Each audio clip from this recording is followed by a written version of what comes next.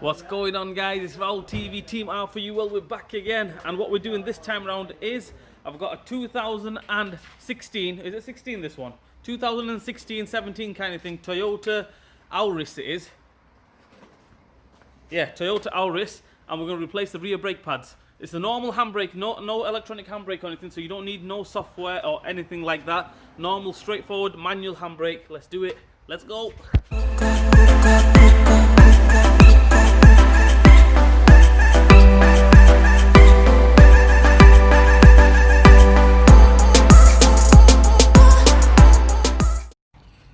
Okay guys, the first thing we're going to do is we're going to take that cap off, the brake fluid cap off. I'm not going to show you how to take that off, anti-clockwise, take that off. And what we're going to do is make sure the handbrake is off, and then we're going to send it up on the ramp. Right, first things first guys, I'm going to send the car up on the ramp. If you haven't got a ramp, obviously you're going to jack it up. Make sure it's nice and safe. Put a block on the front because you're going to be jacking the back up. Put axle stands on it, make sure it's safe. Last thing you want is the car falling on you. We don't want that. So when the wheel's on the floor, go ahead and crack it. Crack the wheel nuts, that is.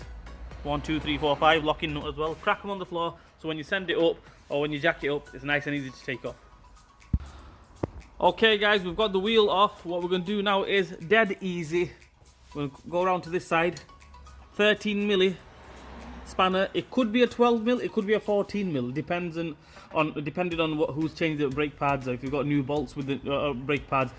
But if it's the original one, I think it should be a 13 mil. This is a 13 mil. We're going to take this one off, which I've already cracked. This one off here as well.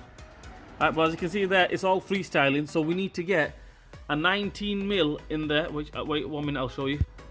We need to get a 19 mil spanner. 19, this one, as you can see there. Put it in there. Hold that one and take the other one off. Dead easy, dead simple. Let's do it, let's go. Hey guys, there we go. That bolt is off here. That bolt is off here. I've already done one of these videos. I'm sure it was on the electronic handbrake one. This is exactly pretty much the same on the manual handbrake one. So I'm going to put the record straight here, okay? I'm going to show you something in a bit. And yeah, we'll go from there. So first, now what we're going to do, make sure before we get carried away, and I forgot to mention it, make sure the handbrake is off. It's on the off position, the e-brake. And what we do now is we took the bolts off, that comes straight off. We'll go to this side here. Sorry about the noise in the background. People are in the garage. Take this one off as well. Just pry it off, basically. Just give it a little pry. There we go. Bang, they're off. Brake pads, just knock them out there. That one as well. Off. Off. Alright guys, I'm going to put the record straight here, okay? But first things first, I'm in the UK, okay? So the passenger side caliper is the left-hand thread, okay? So we're going to turn it anti-clockwise, counterclockwise to push the piston back in, right? The driver side one, UK, remember, driver side, it's a normal one, normal thread, just turn it clockwise, it should go straight in the piston, that is. Okay, that's that. So this one, if I turn it counterclockwise, obviously I need two hands, one to hold the caliper, one to turn that. When turn it counterclockwise, as you can see, turn it counterclockwise, anti-clockwise, that will go straight in. UK, remember, I'm in UK, passenger side, counterclockwise, driver side, normal. Alright guys, I'm going to put the record straight here because one of my other videos, I'm getting slagged off people saying that I've not put it on right way. You know, the brake caliper and the brake pads, everything.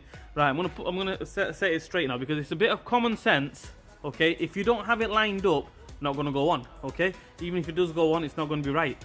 So as you can see here, right, on the brake caliper, on the piston, you got 4 notches. 1, 2, 3, 4. Okay.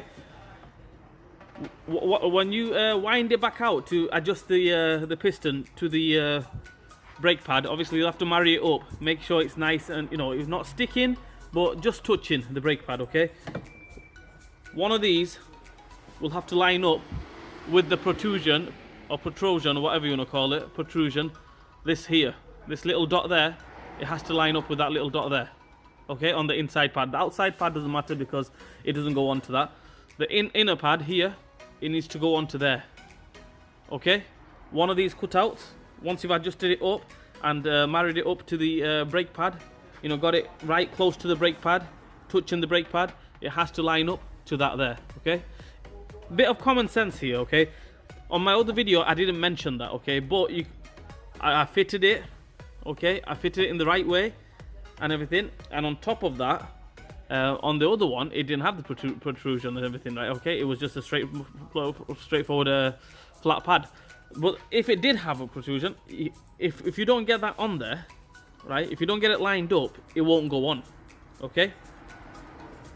Right? It'll be so hard to get the caliper bolts on. That one and that one here.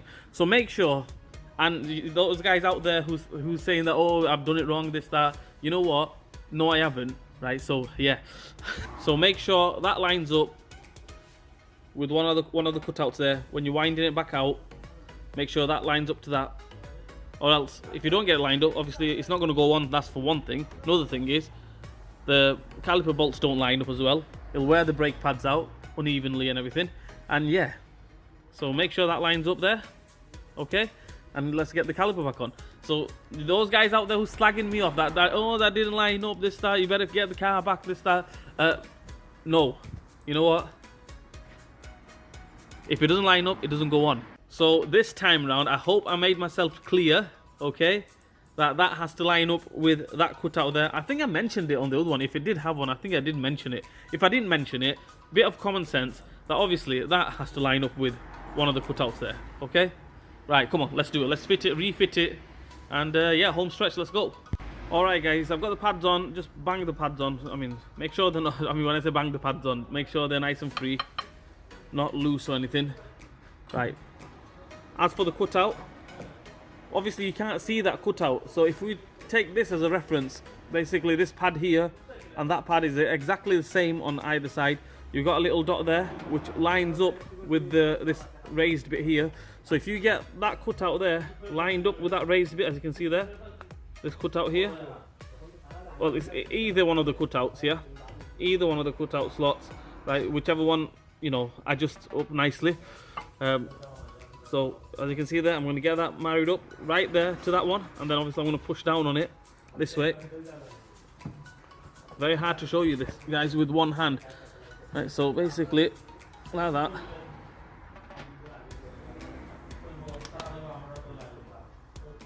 There we go. That goes straight on. That cutout has gone onto that little dot there on the inside, that is. And that's it. Let's put the caliper bolts back on. Happy days. If you want, you can put a bit of copper grease on there and finish the job off. Let's go. Let's do it.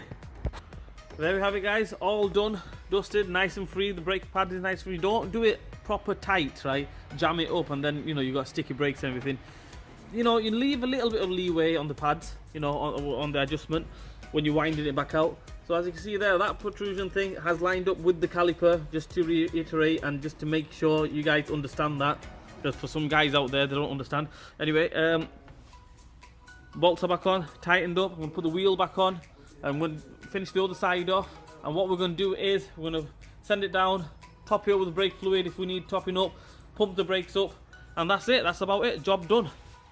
That's it, guys, that's how we replace the brake pads, rear brake pads, on a 2016-17 kind of thing, Toyota Auris. It's the one with the manual handbrake, not electronic handbrake. And yeah, all I'm going to say is it's a dead easy job. Remember about that pointer, the protrusion and everything, remember that. All you viewers out there, you know who I'm talking about, right? And yeah, like, share and subscribe to my channel, hit the bell button for me, leave a comment in the comment section, and we'll see you guys soon.